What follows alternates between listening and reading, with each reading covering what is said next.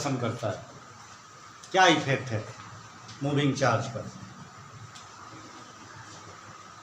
तो गतिमान आवेश मुख्य रूप से 3 प्रकार का गुण प्रदर्शित करता है, प्रभाव दिखाता है। पहला हीटिंग इफेक्ट, उष्मीय प्रभाव। दूसरा मैग्नेटिक इफेक्ट, चुंबकीय प्रभाव। और तीसरा केमिकल इफेक्ट माने रासायनिक प्रभाव। तो केमिकल इफेक्ट हम लोगों को नहीं पढ़ना है, वो आपको मिलेगा केमिस्ट्री में, एक चैप्टर है केमिकल नहीं, इलेक्ट्रोकेमिस्ट्री। तो इलेक्ट्रोकेमिस्ट्री एक पूरा चैप्टर है, उसमें पूरा केमिकल इफेक्ट आपको इलेक्ट्रिक करंट का मिलेगा। इलेक्ट्रिक करंट किसको कहते हैं, विद्युत धारा किसको कहते हैं? किसी भी चालक पदार्थ से आवेशों के प्रवाह को विद्युत धारा कहा जाता है ना। चालक किसे कहते हैं? तो वैसे पदार्थ जिनमें मुक्त इलेक्ट्रॉनों की उपस्थिति होती है, या ये कहें कि मुक्त इलेक्ट्रॉनों का घनत्व अधिक होता है, जिनसे आसानी से विद्युत धारा प्रवाहित कराई जा सकती है, उनको चालक पदार्थ कहा जाता है। जिन पदार्थों में मुक्त इलेक्ट्रॉन अनुपस्थित होते हैं या उनका घनत्व बहुत ही कम होता है, उनसे विद्युत धारा प्रवाहित नहीं कराई जा सकती, इसलिए उनको कुचालक या अचालक पदार्थ कहा जाता है। कुछ ऐसे पदार्थ होते हैं जिनमें मुक्त इलेक्ट्रॉनों का घनत्व अचालकों से थोड़ा ज़्यादा होता है और सुचालकों से थोड़ा कम होता है, मतलब विद्युत धारा प्रवाहित कराई जा सकती है लेकिन उसकी तीव्रता बहुत ही कम मिलती है, उनको अर्धचालक पदार्थ कहा जाता है। और एक अति चालक पदार्थ भी होता है जिसमें प्रतिरोध नगण्य, बहुत अधिक परिमाण में मुक्त इलेक्ट्रॉनों का घनत्व होता है, इसलिए प्रतिरोध कम होता है, और प्रतिरोध कम होने के कारण बहुत ही तीव्र वेग से विद्युत धारा प्रवाहित होती है। विद्युत धारा के प्रवाह की तीव्रता जब सबसे अधिक होती है, उन पदार्थों को अतिचालक पदार्थ कहा जाता है। मतलब पदार्थों को विद्युत विज्ञान में हम लोग चालकता के आधार पर 4 भागों में बांटते हैं। पहला चालक पदार्थ, दूसरा अचालक पदार्थ, तीसरा अतिचालक पदार्थ, चौथा अर्धचालक पदार्थ। बात समझ में आ रही है? थोड़ी थोड़ी। अतिचालक बहुत कम पढ़ना है हम लोगों को, परिचय हो गया उतना ही बहुत है। अर्धचालक पढ़ना है मॉडर्न फिजिक्स में जा कर के, सबसे लास्ट में परमाणु नाभिक के बाद। अभी हम लोग केवल चालक पदार्थ और कुचालक पदार्थ के बारे में पढ़ेंगे। कुचालक पदार्थ ही बहुत कम ही मिलेगा, चालक पदार्थ ही ज़्यादा पढ़ना है। अब 11th क्लास में जब हम लोग पढ़ते थे तो मुक्त इलेक्ट्रॉनों के बारे में हम लोगों ने थोड़ा बहुत स्टडी किया था। ये मुक्त इलेक्ट्रॉन क्या होते हैं? जब मुक्त इलेक्ट्रॉनों का घनत्व अधिक होने से ही चालकता बढ़ती है विद्युत धारा की, तो ये तो समझना पड़ेगा कि मुक्त इलेक्ट्रॉन क्या होते हैं भाई। अभी इलेक्ट्रोस्टैटिक्स हम लोग पढ़ रहे थे, स्थिर विद्युत, तो उसमें पदार्थ को आवेशित करने का एक तरीका था प्रेरण विधि। प्रेरण विधि में भी क्या होता था? आवेशित पदार्थ अनावेशित पदार्थ के मुक्त इलेक्ट्रॉनों पर एक विद्युत बल लगाते थे, अपनी ओर आकर्षित करते थे। ये मुक्त इलेक्ट्रॉन क्या होता है बताया था उस समय हमने। ऐसे इलेक्ट्रॉन जो अपने नाभिक से बहुत ही कम आकर्षण बल से आकर्षित होने के कारण, जुड़े होने के कारण अति शीघ्र या आसानी से अपनी कक्षा का त्याग कर सकते हैं, उनको मुक्त इलेक्ट्रॉन कहा जाता है। और वैसे इलेक्ट्रॉन जो अपने नाभिक से बहुत ही स्ट्रॉन्ग फोर्स से जुड़े होते हैं, अत्यधिक आकर्षण बल से जुड़े होते हैं, इसलिए आसानी से अपनी कक्षा का त्याग नहीं कर पाते, उनको बंधित इलेक्ट्रॉन कहा जाता है। 2 तरह, जितने इलेक्ट्रॉन परमाणु में होते हैं उनको 2 भाग में बांटा गया, free electrons and bounded electron, मुक्त इलेक्ट्रॉन और बंधित इलेक्ट्रॉन। तो जो आसानी से अपनी कक्षा का त्याग कर देगा वो फ्री इलेक्ट्रॉन है, मुक्त इलेक्ट्रॉन है। जो अपनी कक्षा का त्याग नहीं कर पाता है वो बाउंडेड इलेक्ट्रॉन या बंधित इलेक्ट्रॉन है। वेरी सिंपल बात है ना, समझ में बात आ रही है? तो विद्युत आवेश हम लोग इलेक्ट्रोस्टैटिक्स हम लोगों ने पढ़ा, तो ये भी देखा कि आवेश को, पदार्थ को आवेशित करने के लिए या आवेश के प्रवाह के लिए इलेक्ट्रॉनों का प्रवाह जरूरी है। जब तक इलेक्ट्रॉन प्रवाहित नहीं होगा तब तक आवेश प्रवाहित नहीं होगा। तो जिनमें मुक्त इलेक्ट्रॉन होंगे वही, उसी के मुक्त इलेक्ट्रॉन तो प्रवाहित होंगे ना। जिनमें मुक्त इलेक्ट्रॉन ही नहीं है उसमें इलेक्ट्रॉन का प्रवाह होगा ही नहीं, क्योंकि सारे इलेक्ट्रॉन बंधित इलेक्ट्रॉन होंगे और बंधित इलेक्ट्रॉन अपने परमाणु का या अपनी कक्षा को छोड़ेंगे नहीं, तो वो चालक में एक स्थान से दूसरे स्थान तक नहीं जा सकते। तो मुक्त इलेक्ट्रॉन के गति के कारण ही विद्युत धारा प्रवाहित होती है। इसलिए मुक्त इलेक्ट्रॉनों का घनत्व जिसमें अधिक होता है उससे आसानी से विद्युत धारा प्रवाहित कराई जा सकती है, जिसमें मुक्त इलेक्ट्रॉनों का घनत्व कम होता है। घनत्व समझते हैं ना आप लोग? मुक्त इलेक्ट्रॉन घनत्व माने क्या? प्रति एकांक आयतन में उपस्थित इलेक्ट्रॉनों की संख्या। किसी भी पदार्थ के 1 मीटर क्यूब आयतन में जितने मुक्त इलेक्ट्रॉनों की संख्या होती है उसको मुक्त इलेक्ट्रॉन घनत्व कहा जाता है। ठीक है, बात समझ में आ गई? अब देखिए, मान लीजिए ये कोई चालक पदार्थ है,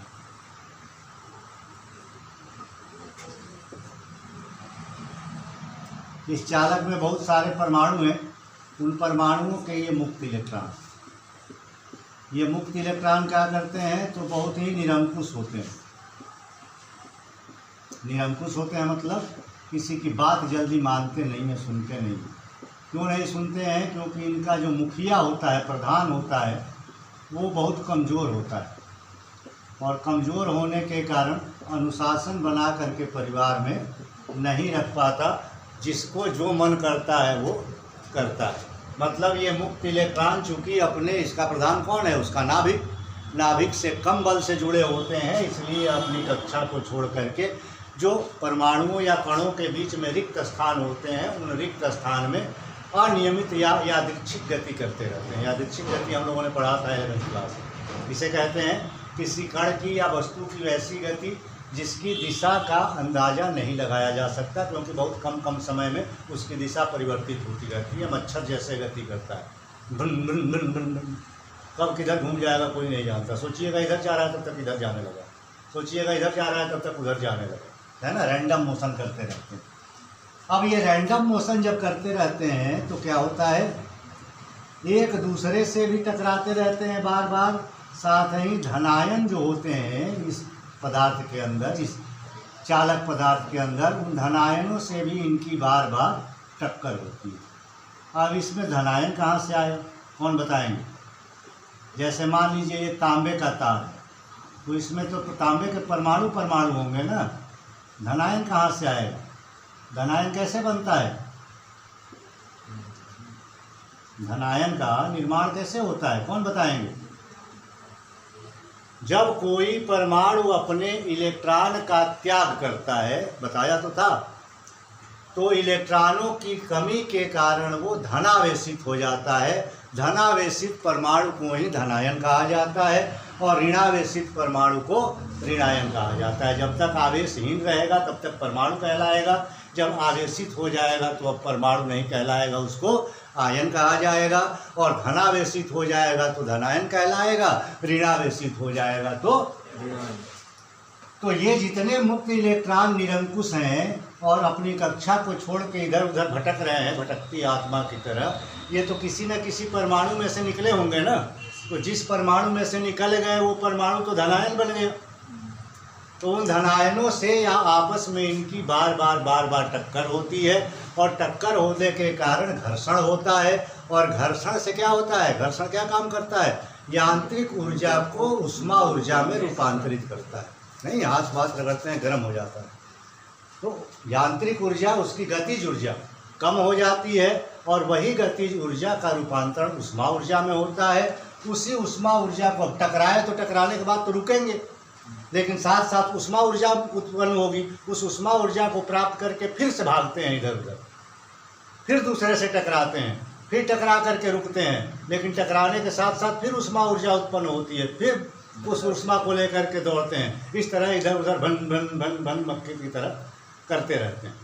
अब बहुत ज़्यादा स्पीड से, उनका एवरेज स्पीड अगर देखा जाए तो लगभग 10⁵ मीटर प्रति सेकंड के वेग से वो गति करते हैं। इलेक्ट्रॉनों की इस गति को इलेक्ट्रॉनों का उष्मीय वेग कहा जाता है, heating velocity of free electron. मुक्त इलेक्ट्रॉनों का उष्मीय वेग, क्योंकि ये वेग उनको उष्मा ऊर्जा के कारण मिल रही है। ये कब होता है? तो जब इस चालक पदार्थ को किसी बाहरी विद्युत स्रोत से नहीं जोड़ा जाता, अभी किसी बैटरी वगैरह से जोड़ा नहीं गया, तब कहिए कि तब तो इससे धारा प्रवाहित होती होगी, नहीं, इससे धारा आई का मान कितना होता है, 0।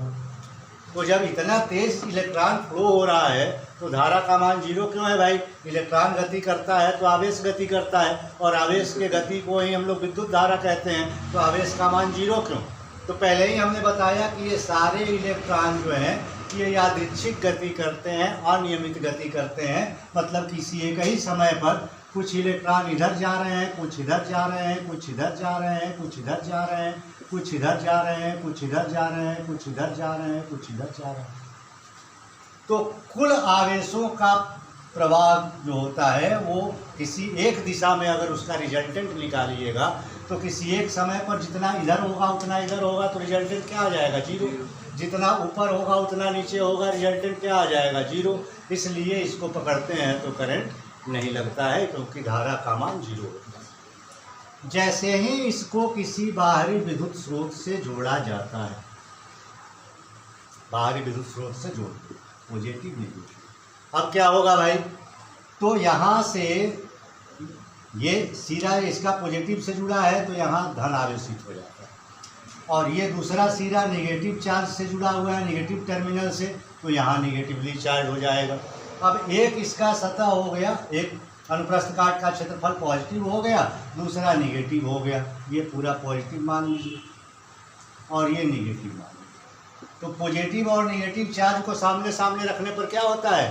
धन आवेश से विद्युत बल रेखाएं निकल करके ऋण आवेश की दिशा में गतिमान होती हैं, तो विद्युत फ्लक्स यहाँ से निकल करके नेगेटिव एंड के डायरेक्शन में मूव करेगा, जिसके कारण इस तार के अंदर हर एक बिंदु पर विद्युत क्षेत्र उत्पन्न होगा, माने हर बिंदु पर कुछ न कुछ विद्युत क्षेत्र की तीव्रता होगी। बात समझ में आ रही है? और विद्युत क्षेत्र की तीव्रता होगी मतलब इसके अंदर कहीं भी कोई दूसरा आवेशित कण होगा तो वो स्थिर विद्युत बल का अनुभव करेगा, चाहे तो आकर्षण बल का, चाहे तो प्रतिकर्षण बल का। अब ये कौन से बल का अनुभव करेंगे? ये जो इधर उधर घूम रहे थे, आगे नाथ न पीछे पगा भोजपुरी में कहा जाता है, जिसका मालिक कोई नहीं होता, अपने मन का होता है, सब इधर उधर जो घूम रहे थे, ये पॉजिटिव चार्ज जो है ये सबको अब एक ही दिशा में अपनी ओर आकर्षित करेगा, क्योंकि सब पर क्या होता है? इलेक्ट्रॉनों पर नेगेटिव चार्ज, और नेगेटिव चार्ज पॉजिटिव चार्ज को अपनी ओर अट्रैक्ट करता है, आकर्षित करता है, इसीलिए सभी इलेक्ट्रॉन के ऊपर धन आवेश की दिशा में, माने एनोड की दिशा में एक विद्युत बल काम करेगा, और ये सारे जो है ये इधर उधर गति करना छोड़ करके एक ही दिशा में गतिमान होने लगते हैं। बात समझ में आ रही है? अब कहिए कि सर जी कुछ इलेक्ट्रॉन ज़्यादा बल का अनुभव करते होंगे, कुछ कम बल का, तो कोई ज़्यादा तेज चलता होगा, कोई थोड़ा धीरे धीरे चलता होगा, हो सकता है ऐसा कि नहीं हो सकता? नहीं हो सकता। क्यों नहीं हो सकता? गुलाम साहब ने कहा कि दूरी बढ़ने पर बल का मान घटता है और दूरी घटने पर बल का मान क्या होता है? तो ये पॉजिटिव चार्ज है, ये खींच रहा है सबको अपनी ओर, तो इससे ये इलेक्ट्रॉन नज़दीक है तो इस पर ज़्यादा बल नहीं लगेगा, और ये वाला इलेक्ट्रॉन इससे दूर है तो इस पर कम बल लगेगा। लगेगा कि नहीं लगेगा? तो जब नज़दीक वाले पर ज़्यादा बल और दूर वाले पर कम बल लगेगा तो इसका वेग भी ज़्यादा होगा, इसका वेग कम होगा। पॉसिबल है ना? नहीं है। क्यों नहीं है भाई? तो ये बात सही है कि इसकी दूरी इससे कम है, इसलिए इस पर बल इधर ज़्यादा लगेगा। किसके कारण? पॉजिटिव चार्ज के कारण। और इसी पॉजिटिव चार्ज के कारण इस पर बल लगेगा कम, क्योंकि इसकी दूरी ज़्यादा है। लेकिन इधर निगेटिव चार्ज भी तो है, जो आनाकानी करेगा, हम नहीं जाएंगे, हम नहीं जाएंगे, हम नहीं जाएंगे, बल कम लगेगा तो ये पीछे से प्रतिकर्षित भी तो करेगा, रिपेल करेगा, धकेलेगा। तो ये इधर खींच भी रहा है और ये इधर धकेल भी रहा है। तो इसके कारण, दूरी बढ़ने के कारण इस पर जितना बल का मान घटा, इसकी अपेक्षा इससे दूरी कम हो गई इसकी, तो दूरी कम होने के कारण ये ज़्यादा बल से धकेलेगा। ये इसको ज़्यादा बल से खींचेगा, ये कम बल से धकेलेगा, और ये इसको कम बल से खींचेगा और ये ज़्यादा बल से धकेलेगा। दोनों मिलके बल तो इसी दिशा में लगा रहे हैं, तो इसलिए ये औसत बल जो है वो सब पर समान लगता है, क्योंकि इसके अंदर समरूप विद्युत क्षेत्र का निर्माण होता है और सारे इलेक्ट्रॉन समान वेग से एक जगह से, मतलब कैथोड से एनोड या ऋणावेशित शिरा से धनावेशित शिरा की दिशा में गतिमान हो जाते हैं। इतनी बात समझ में आ गई? अच्छा, इतना सरल नहीं है। यहाँ से जब आने लगेंगे तो बिचवा में जो धनायन है ये भी तो अभी बने हुए हैं, ये तो यहीं पर रहेंगे ना, ये तो गतिमान होंगे नहीं, वो भारी भी होते हैं, उसमें नाभिक है बहुत सारे और इलेक्ट्रॉन्स भी हैं। तो ये जब यहीं पर रहेंगे धनायन, तो इन धनायनों से फिर बार इनकी टक्कर होगी नहीं, और हर टक्कर के बाद इनका वेग 0 हो जाएगा। जैसे थोड़ा आगे चला तो एक बार टकराया तो टकरा के वेग कम हो गया, वेग 0 हो गया, लेकिन ये दोनों, ये खींचना और ये धकेलना तो छोड़ेगा नहीं, फिर ये जोर लगा के खींचेंगे, फिर आगे बढ़ेगा।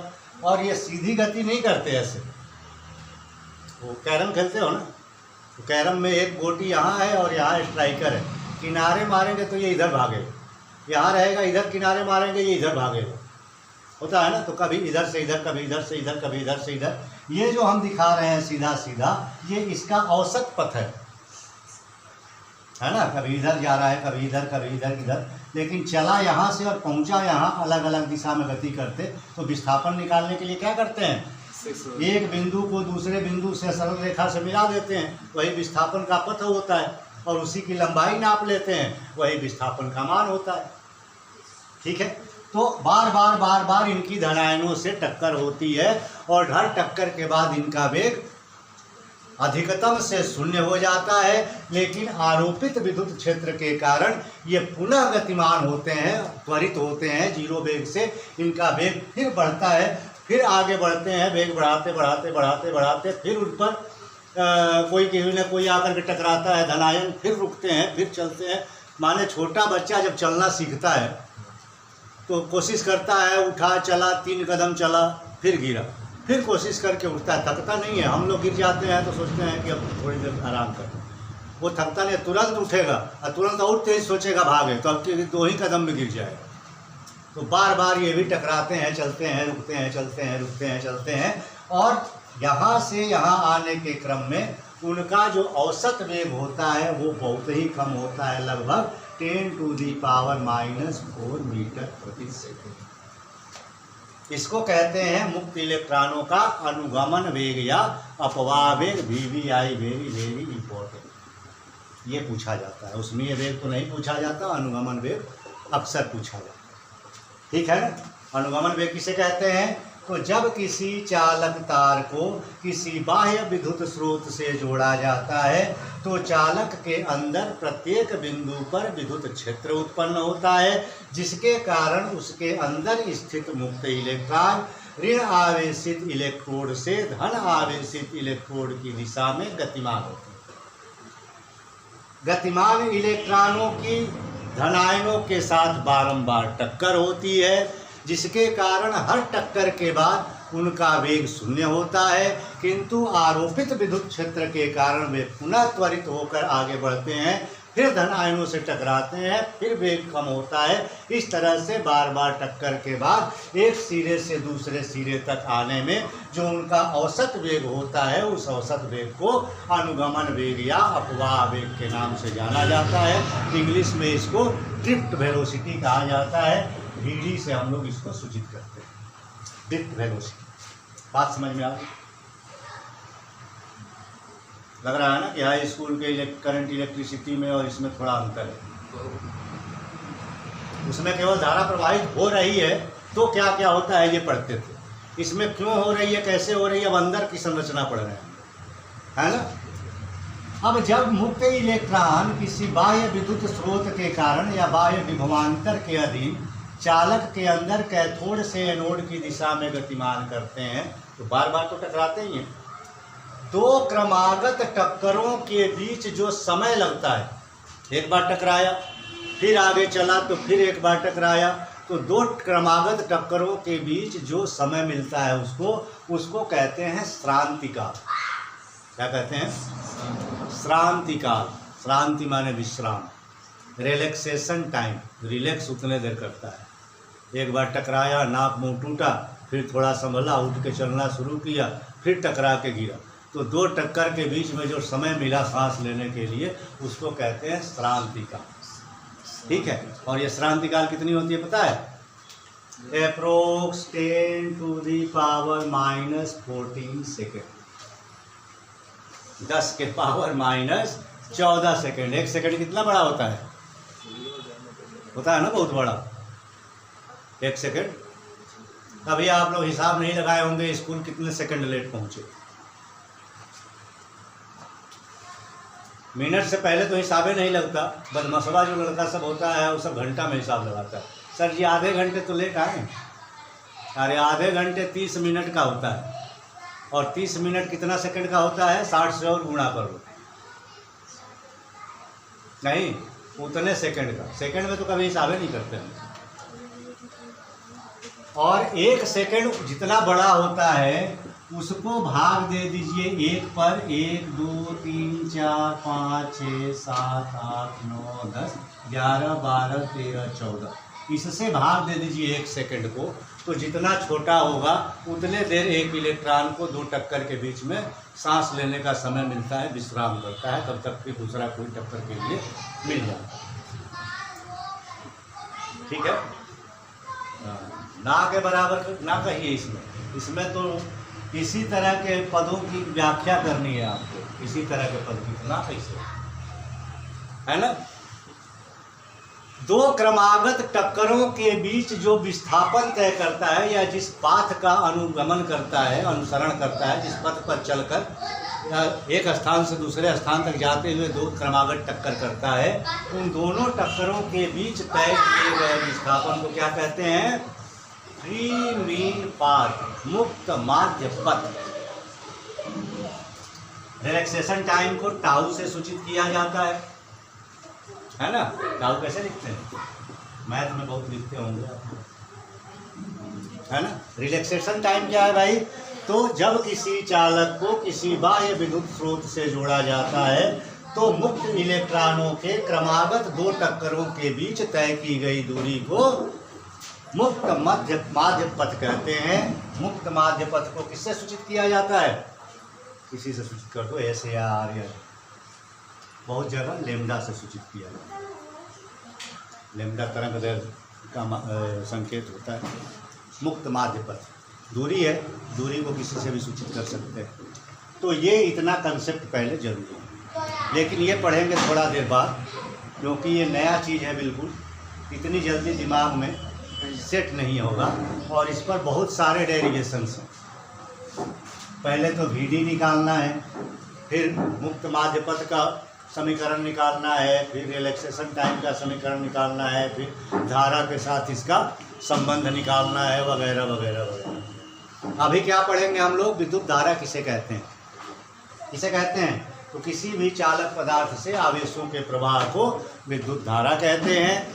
और किसी भी चालक के दिए गए अनुप्रस्थ काट के क्षेत्रफल से प्रति एकांक समय में प्रवाहित धारा के प्रवाहित आवेश के परिमाण को विद्युत क्षेत्र की तीव्रता या प्रबलता कहते हैं। विद्युत क्षेत्र की तीव्रता को I से सूचित किया जाता है। I = होता है Q/D। इसका SI मात्रक एम्पियर होता है। इसकी बीमा A होती है ना। यह एक अदिश राशि। विद्युत धारा की तीव्रता किसे कहते हैं? पीछे विद्युत धारा की तीव्रता या प्रबलता से आप क्या समझती हैं? विद्युत धारा किसे कहते हैं? बहुत सिंपल, किसी भी चालक पदार्थ से आवेशों के प्रवाह को विद्युत धारा कहते हैं। अच्छा, विद्युत धारा की दिशा किधर होती है? एनोड से कैथोड की, कैथोड से एनोड।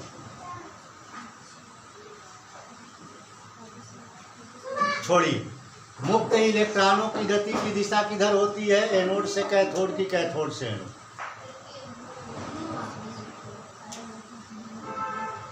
माइनस से प्लस, इधर ही तो जा रहा है। तो निगेटिव वाले को कैथोड कहा जाता है, पॉजिटिव वाले को एनोड कहा जाता है। केमिस्ट्री में गुरुजी दिमाग खराब कर देंगे। उसमें एक सेल पढ़ा जाता है, उसमें इसी को एनोड कहते हैं और इसको कैथोड कहते हैं इलेक्ट्रोकेमिस्ट्री, डेनियल सेल। अभी पढ़ा है कि नहीं इलेक्ट्रोकेमिस्ट्री? अभी नहीं पढ़ा, इलेक्ट्रो बैठ जाइए।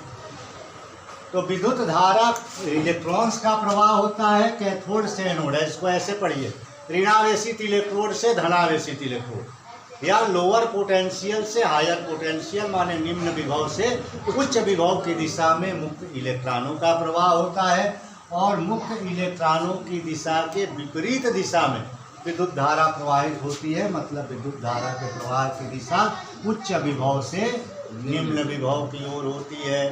विद्युत धारा हमेशा इलेक्ट्रॉनों की गति के विपरीत दिशा में प्रवाहित होती है, माने धन आवेश के प्रवाह को विद्युत धारा कहा जाता है। इसे कहा जाता है विद्युत धारा, धन आवेश। किसी चालक से इलेक्ट्रॉन का प्रवाह होगा, उसके विपरीत दिशा में धन आवेश प्रवाहित होगा, उस धन आवेश के प्रवाह को सिग्नल करना। अब ये दिखेगा तो है नहीं, चालक में ये दिखेगा, अनुभव करना है। इसकी एक्टिविटी देख करके लाइट आ रहा है, पंखा चल रहा है, इसका मतलब कि करंट फ्लो हो रहा है। जल जाएगा वहाँ से, उसको जला दो किनारे वाले को।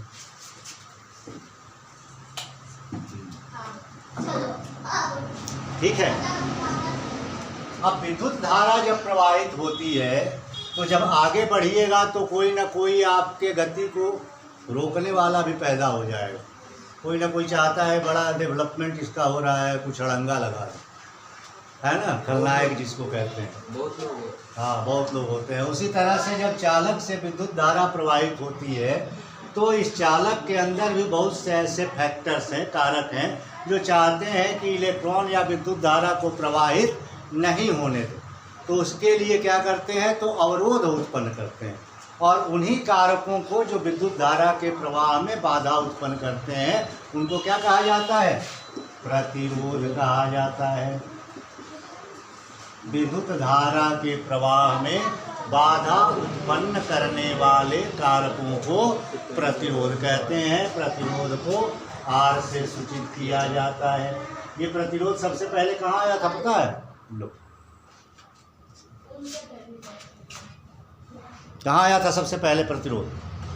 ओम के नियम। जॉर्ज साइमन ओम नाम का एक साइंटिस्ट था। फोटो देखिएगा किताब में, उसका दिया हुआ है, इतना बड़ा उसका सिर है। उसने बताया कि किसी भी विद्युत परिपथ या किसी चालक के दोनों सिरों के बीच का विभवांतर उस चालक से प्रवाहित धारा के प्राबल्य के समानुपाती होता है। शर्त क्या है? टेम्परेचर को कांस्टेंट रखना है नियत ताप पर, है ना।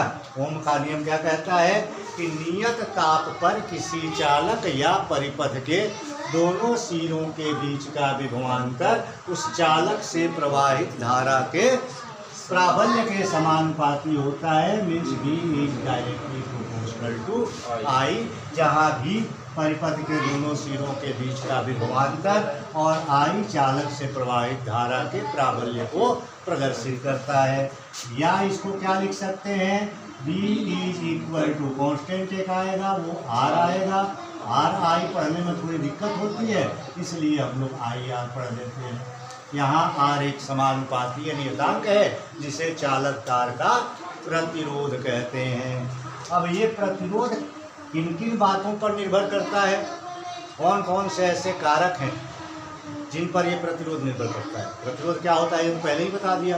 विद्युत धारा के प्रवाह में बाधा उत्पन्न करने वाले कारक को प्रतिरोध कहते हैं।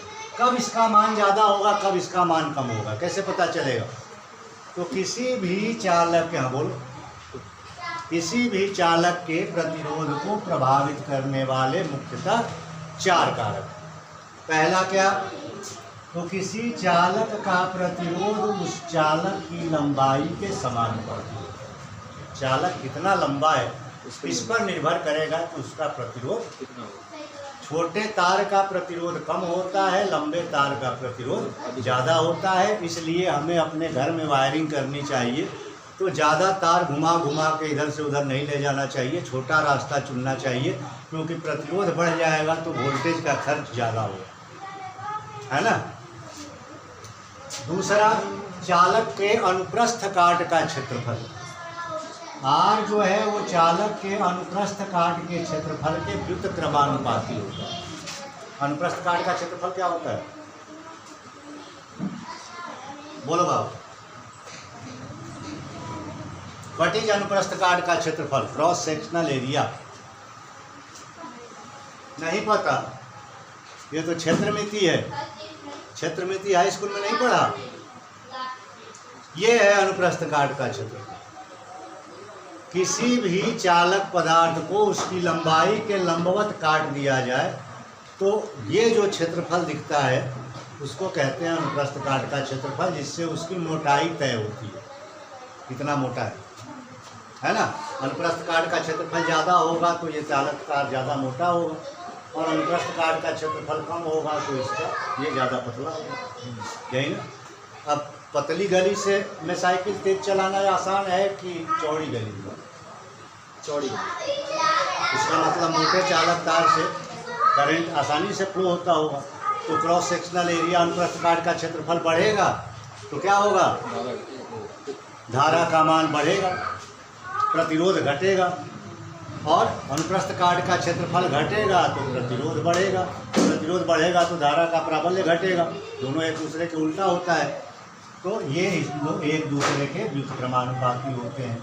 अगर इन्हीं दोनों को, दो को बाद में देखेंगे, पहले इन दोनों समीकरणों को अगर इक्वेट किया जाए, शोरनामा चाहिए, तो क्या बन जाएगा, R is proportional to L upon A।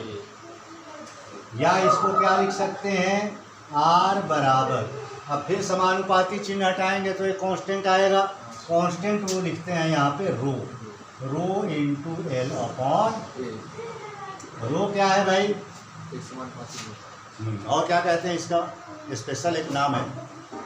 इसी को हम लोग चालक पदार्थ का विशिष्ट प्रतिरोध या प्रतिरोधकता कहते हैं, है ना। यहाँ रो क्या है, एक समानुपातीय नियतांक है जिसे चालक पदार्थ का, जिस पदार्थ का ये चालक पदार्थ बना है उसका विशिष्ट प्रतिरोध या प्रतिरोधकता कहते हैं। इसका मान अगर निकालना हो तो रो बराबर हो जाएगा, ए आएगा ऊपर, आर ए अपॉन।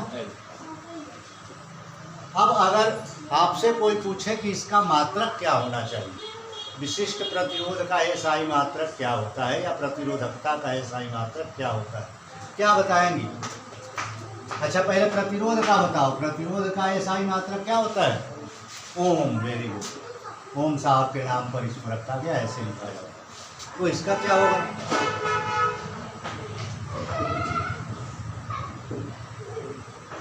हाँ बोलो बोलो, घबराओ नहीं। प्रतिरोध है, प्रतिरोध का क्या होता है, ओम। क्षेत्रफल का क्या होगा, मीटर स्क्वायर, लंबाई गुना चौड़ाई, मीटर गुना मीटर बराबर मीटर स्क्वायर बटा क्या हो जाएगा, लंबाई। तो लंबाई का मीटर, 1 मीटर से 1 मीटर कैंसिल हो जाएगा और इसका मात्रक हो जाएगा ओम मीटर। तो विशिष्ट प्रतिरोध का मात्रक ओम मीटर। अच्छा अगर कोई पूछे कि इसकी बीमा क्या होती है तो क्या बताएंगे, कैसे निकालेंगे बीमा, थोड़ा कठिन है, बताइए तो कैसे निकालेंगे। रो बराबर आर ए अपॉन एल। ए का तो मालूम है बीमा, L2 होता है, L का मालूम है L होता है, R का क्या होगा, प्रतिरोध का। तो प्रतिरोध का निकालेंगे यहाँ से, R बराबर क्या हो जाएगा, V बराबर आई आर, तो R बराबर हो जाएगा V अपॉन आई। अब V बराबर क्या होता है, W अपॉन Q, पढ़ा है ना, W अपॉन Q इंटू आई। W माने कार्य, तो कार्य का क्या होता है mL2T-2। आवेश का क्या होता है AT, और इसका होता है A। इसको सॉल्व कर देंगे, क्या आ जाएगा R का mL2T-3A-2। तो प्रतिरोध की बीमा हो जाएगी mL2T-3A-। इसी का भी हम लोग निकाल सकते हैं, थोड़ा सा देखना पड़ेगा कौन से फार्मूले से निकालें तो ज़्यादा आसानी है। है ना। अब V अब ऑन आई हो गया, ये तो पता है R बराबर V का कैसे निकालें, ये अगर भूल जाएंगे W/Q तब भी नहीं निकलेगा। याद कितना रखेंगे, निकालने का तरीका सीख है कि नहीं। तो ये हमारा है विद्युत धारा, और विद्युत धारा जब प्रवाहित होती है तो प्रतिरोध, जितने भी हम लोग घरेलू सामान विद्युत उपकरण उपयोग करते हैं उन सब में प्रतिरोध होता है। बल्ब हो गया, पंखा हो गया, हीटर हो गया, फ्रिज हो गया, कूलर हो गया, सब में प्रतिरोध होता है। अब इन प्रतिरोधों को जोड़ें कैसे, तो प्रतिरोधों का संयोजन किया जाता है ठीक उसी तरह से जैसे हम लोगों ने संधारित्रों का संयोजन किया। प्रतिरोधों का श्रेणी क्रम संयोजन और प्रतिरोधों का समानांतर क्रम संयोजन। प्रतिरोधों के श्रेणी क्रम संयोजन और समानांतर क्रम संयोजन का फार्मूला याद होगा आप लोगों को, याद होगा ना हाई स्कूल का, क्योंकि संधारित्र जब हम लोग पढ़ रहे थे तो कोई कहा था कि ये उल्टा होता है क्या सर, कहा था ना। तो श्रेणी क्रम में होता है R बराबर R1 plus R2 plus R3, ये श्रेणी क्रम का है। और समानांतर माने पैरेलल में होता है 1/R बराबर 1/R1 plus 1/R2 plus 1/R3। ये ओम के नियम के उपयोग से इसको भी हम लोग सिद्ध करेंगे, जैसे उसको किया था वैसे इसको भी करेंगे। इन सब के लिए भी डेरिवेशन करेंगे। उसके बाद किरचॉफ का नियम सबसे इम्पोर्टेंट टॉपिक है। किरचॉफ के नियम से क्वेश्चन अक्सर पूछे जाते हैं, हो सकता है इस साल भी पूछे जाए करंट इलेक्ट्रिसिटी में। उसके बाद करंट इलेक्ट्रिसिटी का टॉपिक ख़त्म हो जाएगा। सारे टॉपिक्स को हमने बोल के बता दिया कि ये पढ़ना है, क्या क्या पढ़ना है। विद्युत धारा किसे कहते हैं, विभव किसे कहते हैं, विभवांतर किसे कहते हैं, ये तो पहले पढ़े हैं हम लोग नहीं। उसके बाद ओम का नियम पढ़ना है, ओम का नियम पढ़ेंगे तो विभवांतर प्रतिरोध आ जाएगा, प्रतिरोध को प्रभावित करने वाले कारक, उसमें प्रतिरोधकता आ जाएगी। इसमें तीसरा होता है, ये दो तो पढ़ लिया ना हम लोगों ने, एक तीसरा होता है टेम्परेचर। किसी चालक का प्रतिरोध उसके ताप के समानुपाती होता है। ताप बढ़ेगा तो प्रतिरोध बढ़ेगा, ताप घटेगा तो प्रतिरोध घटेगा। लेकिन अर्धचालक में उल्टा होता है, अर्धचालक का प्रतिरोध ताप के व्युत्क्रमानुपाती होता है। और चौथा फैक्टर है चालक की प्रकृति, बनावट। जैसे समान लंबाई और समान अनुप्रस्थ काट के क्षेत्रफल के दो चालक तारों को एक ही समान टेम्परेचर में रखा जाए, फिर भी ये जरूरी नहीं है कि दोनों का प्रतिरोध समान हो सकता है कि उनकी प्रकृति में, उनके नेचर में, उनके कंस्ट्रक्शन में अंतर हो। मान लो एक एल्यूमिनियम का तार है, उतना ही लंबा उतना ही मोटा, और एक तांबे का है, तो उसके परमाणुओं की जो संरचना है, उसकी प्रकृति, उसके कारण प्रतिरोध में अंतर हो जाता है। चांदी बहुत अच्छा चालक माना जाता है, चांदी का प्रतिरोध बहुत ही कम होता है। चांदी से विद्युत धारा बहुत आसानी से प्रवाहित कराई जा सकती है। बड़े बड़े पावर हाउस में अभी भी जो ट्रांसफार्मर्स होते हैं उसमें चांदी का यूज किया जाता है। लोग कहते हैं कि पहले पोल पर तार चांदी के हुआ करते थे, जब चांदी महंगी हो गई, चोर काटने लगे, तब उसको हटा करके तांबे का तार लगा। तांबे का तार तो हम लोगों ने भी काट लिया। फिर वो जब महंगा हो गया, वो भी चोर काटने लगे, तो एल्यूमिनियम लगाया जा गया। वो भी चोर काटने लगे, बेचने लगे, तो पता ना कौन सा मटेरियल लगाता है, सब उसको काट करके ले जाइएगा और उस बेचने, जिसको बेचिएगा वो क्या करेगा, पहले तो मेल्ट करेगा, पिघलाएगा उसको, तब दूसरा चीज़ बनाएगा, नहीं तो पकड़ा जाएगा। तो पिघलाइएगा तो अब वो मेटल नहीं रह जाएगा, वो राख जैसा काला काला हो जाएगा। मतलब पिघलाने के बाद वो किसी काम का नहीं रह जाएगा, इसलिए ये चोरी नहीं होता। कहीं कहीं एल्यूमिनियम है, लेकिन बहुत जगह वो चेंज हो गया है, एल्यूमिनियम भी हट गया, क्योंकि एल्यूमिनियम भी बहुत महंगा हो गया।